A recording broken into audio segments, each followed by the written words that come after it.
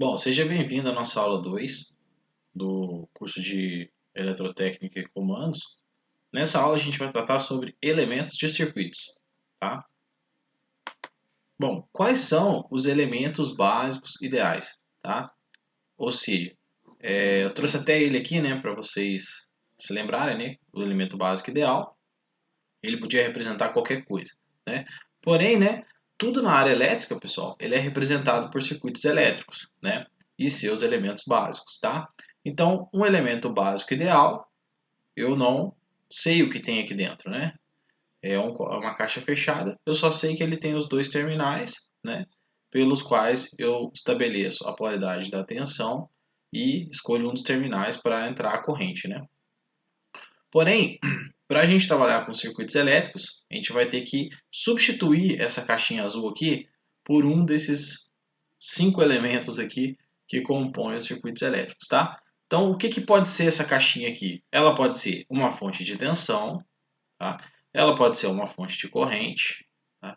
Ela pode ser uma resistência, ela pode ser indutores, né? Ou um indutor, ou ela pode ser um capacitor ou capacitores, tá?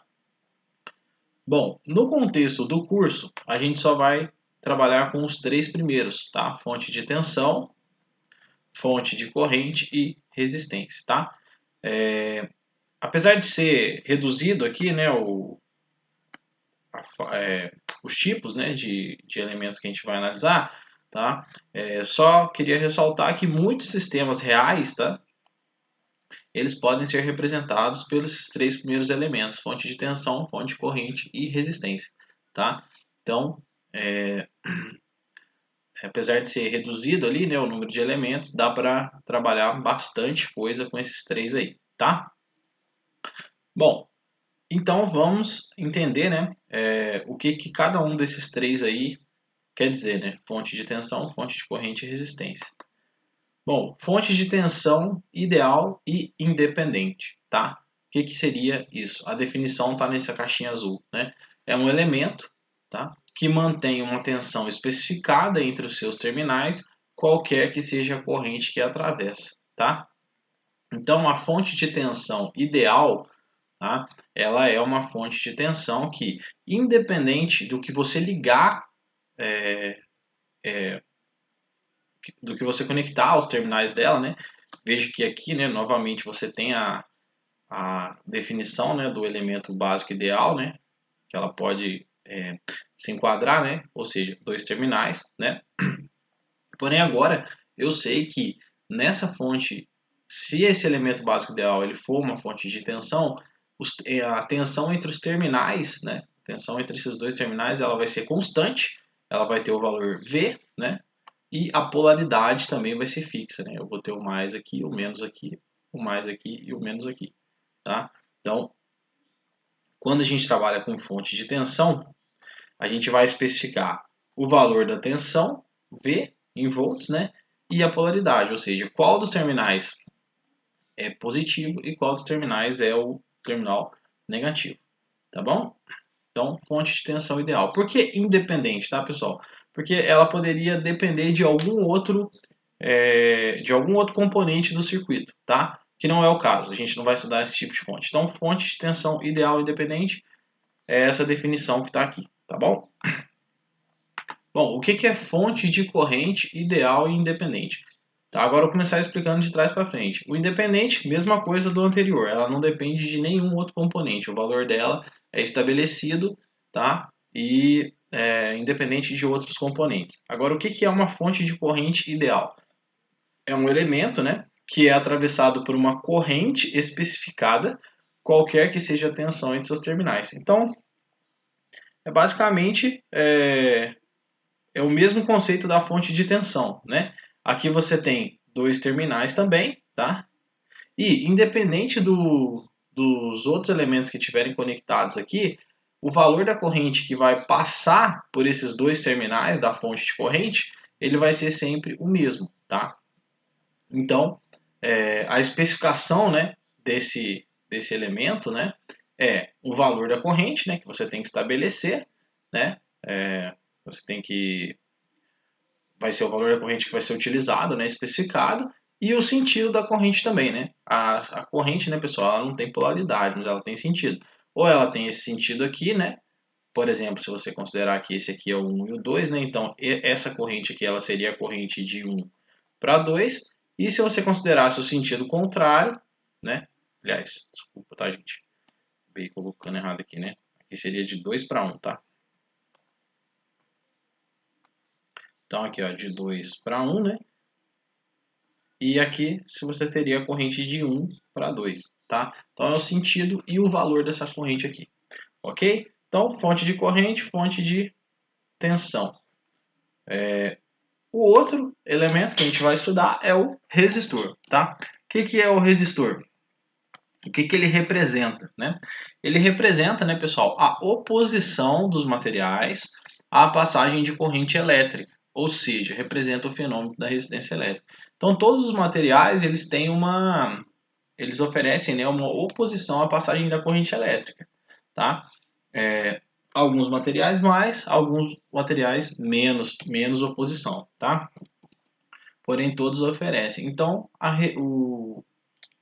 o resistor, né, ele representa essa dificuldade que o material apresenta à passagem da corrente elétrica, tá? Bom, aqui alguns comentários, né? O efeito, né, o fenômeno da resistência elétrica, né, ele pode ser muitas vezes um efeito indesejado, né? Ele causa, por exemplo, perdas, né? Como eu falei na aula 0 lá para vocês, né? No sistema de transmissão, você tem perdas devido à resistência, né? Então você acaba perdendo energia ao longo do processo de transmissão, tá? Porém, né, em muitos casos ele traz benefícios, tá? Então,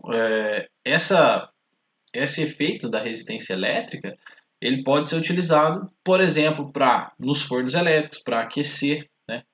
Você fazer algum assado, né? Algum alimento assado, ou mesmo você fazer um tratamento em algum material, tratamento térmico, né? Ele pode ser utilizado, né, para aquecer a água também, né, o chuveiro elétrico, né, por exemplo, né, ou mesmo um aquecedor de piscina, tá? Você pode utilizar no ferro de passar roupa também, utiliza-se do efeito da resistência elétrica, né, ou essa oposição, né, à passagem da corrente elétrica. O filamento de lâmpadas também, tá? Então, na verdade, essa oposição, né, o efeito resistivo da resistência, ele pode ser indesejado ou ele pode gerar benefícios, tá bom? Como eu disse, né, o valor depende do material utilizado. Na verdade, né, existe uma outra grandeza, né, que é a resistividade do material, tá? Então, você tem vários tipos você tem alguns materiais, né? Como eu disse, todos os materiais oferecem dificuldade, né, oposição à passagem da corrente elétrica. Eu trouxe aqui os principais, né? Então, na ordem crescente, tá? Então, a prata, tá? É que ofereceria teria menor resistividade, tá? Então, a resistividade dela é de 1,6 vezes 10 a menos 8, né? Aí o cobre é 1,7 vezes 10 a menos 8, até essa escala aqui vai aumentando até você chegar na borracha, que é 10 a 13, ou seja, a borracha oferece uma grande oposição à passagem da corrente elétrica, né? Que é 10 a 13, tá vendo? Enquanto a prata, né, é 10 a menos 8, né? Então, nessa lista aqui, a prata seria melhor. Porém, dentre esses materiais aqui, pessoal, o que é mais utilizado, né, no contexto aí de instalações elétricas, na prática, é o cobre, tá? Por que isso, hein, pessoal? Se ele não é o melhor, por que ele é o mais utilizado, né? Principalmente pelo custo, tá? A prata é muito mais cara do que o cobre, tá? E existe também, né, algumas explicações, né, alguns fatores mecânicos, né, como a possibilidade, né, dele ser maleável, né, para passar na, nas, nos conduítes das paredes e tal, tá? Então, existe também algumas características, né, as propriedades mecânicas que fazem com que ele seja utilizado, por exemplo, em relação ao alumínio, tá? que também apresenta uma resistividade baixa, né? Um custo menor também, porém apresenta algumas propriedades mecânicas que dificultam a sua utilização, tá? Embora o alumínio também seja utilizado, tá? Então esses dois aqui, tá? São os mais utilizados aí no contexto das instalações elétricas, tá bom? Bom, essa resistividade, pessoal, tá? Ela é conhecida, né, pela letra Rho, tá? Então, esse Rho é a resistividade, agora a resistência é R. O que é a resistência? Bom, a resistência, ela depende do material, tá? Do tipo de material que você está usando, depende do comprimento desse material, né? E da área desse material, tá? Então, de acordo com o comprimento do material, né? Ou seja, quanto mais comprido for o seu cabo, né? Maior vai ser a resistência que ele vai oferecer à passagem da corrente elétrica. Isso que quer dizer esse L aqui. Já, tá? Já a área, né? Que seria a seção, né? Normalmente é uma seção circular, né? Quanto maior é a seção, tá? Você vê que é inversamente proporcional à resistência, né? Então, quanto maior for a seção, menor será a resistência, tá? Então essa formulazinha ela nos diz isso, né? Quanto mais comprido for o cabo, por exemplo, né? Maior vai ser a resistência. Quanto maior for a área da seção do cabo, menor vai ser a resistência. Tá certo? E essa resistência, né, é dada em ohms, tá bom? Bom, então, uma vez que você tem o material, tem o comprimento e tem a área, você consegue calcular a resistência em ohms, tá? E o resistor, ele vai traduzir justamente essa dificuldade, né, que o material que você está utilizando ali oferece a passagem da corrente elétrica, né? Bom, esse resistor, para você especificar ele, né, você vai ter que especificar a corrente em relação à tensão entre os terminais desse resistor, tá? Então vejam, né, que aqui é a aplicação direta daquela conversão passiva, né? Aqui a gente tem a corrente entrando pelo positivo da tensão, né? Pelo sinal positivo. Estão vendo aqui, ó, novamente os dois terminais, né? Tem que dar agora tem que abstrair um pouquinho aí, gente. Lembrar do elemento básico ideal, tentar enxergar ele aqui, tá? Então a gente tem os dois terminais, né? E esse terminal positivo é aqui o negativo. A corrente entra pelo positivo, então a corrente aqui é positiva, né? Enquanto aqui a corrente está entrando no elemento, né? Pelo negativo. Então aqui a gente tem a corrente negativa, tá? Então, a depender, né, do tipo de qual a polaridade, né, se está positivo ou negativo o terminal pelo qual a corrente está entrando, você vai escolher o sentido, o sinal da corrente, tá certo? Aqui, tá, pessoal, só mostrei essas duas representações, tanto essa representação parece uma dente de serra aqui, né? Ou essa representação aqui em forma de retângulo, tá? As duas são aceitas aí, tá? Para resistor. Normalmente a mais utilizada é essa aqui, tá bom? Porém, pode aparecer isso aqui também, tá? Então, deixa eu limpar aqui. Então, né, de acordo com o sentido da corrente, né, e a polaridade da tensão, eu vou definir, tá? Então, nesse ponto, a gente define a relação entre corrente, tensão e resistência, né, que é a lei de Ohm, né? Então, o que diz a lei de Ohm? A tensão que vai aparecer entre os terminais de um resistor, ela é igual a mais ou menos o valor da resistência vezes a corrente, né? A resistência, pessoal, rapidinho, né? Ela pode ser negativa? Não pode, né? Por quê? Porque a resistência, ela depende aqui do quê? Da resistividade, que é positiva, né? Não tem sentido a resistividade ser negativa. O comprimento L negativo também não tem significado, né? E nem a área ser negativa também, nesse caso. Então, a resistência ela vai ser sempre positiva, tá? Então, esse termo aqui vai ser sempre positivo. O que vai definir, então, se a tensão é positiva ou negativa? Depende do sinal da corrente. Então, o sinal da corrente, ele sim, ele pode ser positivo ou ele pode ser negativo, a depender da aplicação da conversão passiva aqui, tá? Bom, a lei de Ohm, então, ela traz isso, né? Essa relação Mas na verdade, né, ela é mais utilizada, né, assim, na prática, né, desse formato aqui. A resistência que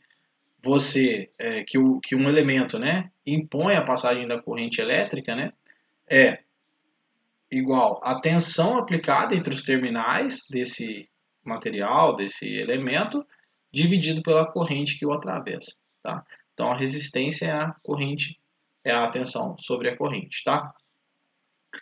Ok, pessoal? Beleza?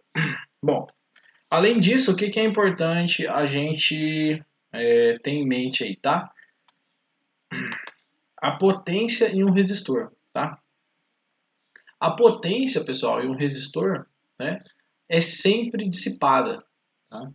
Ou seja, ela é sempre consumida, né?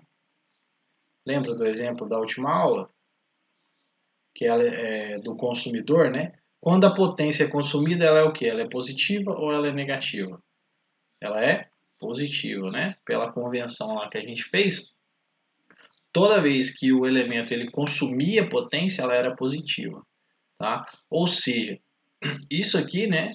É, explica, acho que agora talvez fique mais fácil, né, de vocês entenderem, né? Aquela convenção de sinais, né? Por que aquela convenção, né, é chamada de passiva, né? Porque ela trata, né, do elemento passivo, ou seja, o elemento passivo é o que consome, né? Ele é passivo, ele só consome. Já o elemento ativo é o que gera, né? Então, a convenção passiva ela considera potência positiva sempre que a potência for consumida no elemento, tá certo? Então, isso quer dizer aqui, né, essa afirmação aqui, tá? Dessa ligação aqui, né, desse circuitinho aqui, tá? Bom, então a potência, né, a gente sabe que ela é o quê? Ela é tensão vezes a corrente, certo? Bom, além disso, né, se eu pegar essa equação da potência aqui, né, e trabalhar ela utilizando, por exemplo, a lei de Ohm, né? Então, se eu pegar eu sei que a potência é V vezes I. Eu sei que a tensão é R vezes I, né? Pela lei de Ohm, né? Acabei de mostrar no slide anterior. Então, se eu substituir aqui nessa fórmula da potência esse valor de V por isso aqui, tá? O que vai resultar? Vai ficar R vezes I vezes o I que estava aqui fora, né? Então, aliás, o I que estava aqui fora, né? No lugar da tensão, eu coloquei RI, né? E deixei esse I aqui fora. Então, quando você fizer isso, você vai descobrir que a potência é RI ao quadrado. Tá certo? Bom, outra forma, né? Eu expressei a lei de Ohm de outra forma também, né? Eu falei lá que eu poderia colocar, né? Que a corrente é o quê? Ela é V por R também, certo? Então, se eu fizer isso desse lado aqui, ó, fizer I igual a V por R, né? Também é a lei de Ohm, né? Eu posso substituir agora o I, né? Esse I aqui, ó, por isso aqui, tá? Quando eu fizer essa substituição aqui, vai ficar o V, que já estava, né? Vezes V sobre R. E isso aqui vai chegar, então, em V ao quadrado sobre R, tá certo? Então, essas são as duas equações aí, né? Que permitem calcular a potência em um resistor, tá? Novamente, como a resistência ela é sempre positiva, né, ela não vai determinar o sinal da potência. Agora, a corrente ela pode ser negativa, não pode? Pode. A corrente pode ser negativa. Porém, se a corrente for negativa, quando ela for elevada ao quadrado, ela vai dar o quê? Positiva. Então, independente de por onde a corrente está entrando no resistor, tá? A potência nele vai ser sempre positiva. Então, essa afirmação aqui em cima está correta. Tá certo? Devido a essa manipulação matemática aqui, você chegar na corrente ao quadrado. Beleza, pessoal? Bom, então, visto isso, né, chegamos então ao exercício, tá bom? Então, ó, nos circuitos a seguir, né, você vai calcular o valor de V ou I, tá? Então, se você já tiver o V, você vai calcular o I. Se você já tiver o I, você vai calcular o V, tá? E você vai calcular também a potência dissipada pelo resistor, né, em cada um dos casos. Então, aqui a gente tem dois resistores, tá? Bom, novamente você vai ter que abstrair, né? Então, essa bolinha aqui, pessoal, representa o quê? A ligação do quê? De dois elementos básicos ideais, né? Lembre-se, né? Que esses dois circuitos, né? Esse circuito aqui de cima, eu vou chamar aqui de circuito A, e esse de circuito B, né? Nada mais, não vou chamar de A e B não, porque vai acabar confundindo vocês ali. Vou chamar de circuito 1, tá? E de circuito 2, tá bom? Esses dois circuitos nada mais são do que aquela associação de dois bloquinhos, ó. Sendo que esse ponto aqui, que eu vou chamar de ponto X, tá? E esse aqui de ponto Y, seria esses pontos aqui, ó, X e Y, tá? Nos dois casos aqui, aí desse de baixo, né? Esse aqui é o X e esse aqui é o Y, tá? E eu tenho dois elementos básicos ideais.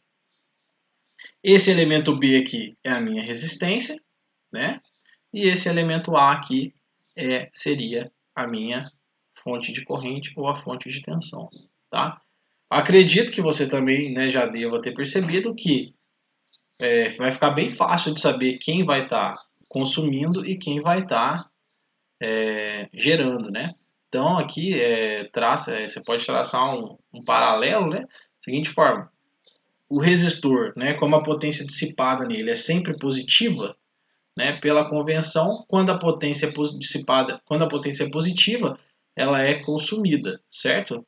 Então, o resistor vai ser o cara que vai consumir aqui nesse esqueminha nosso aqui, certo?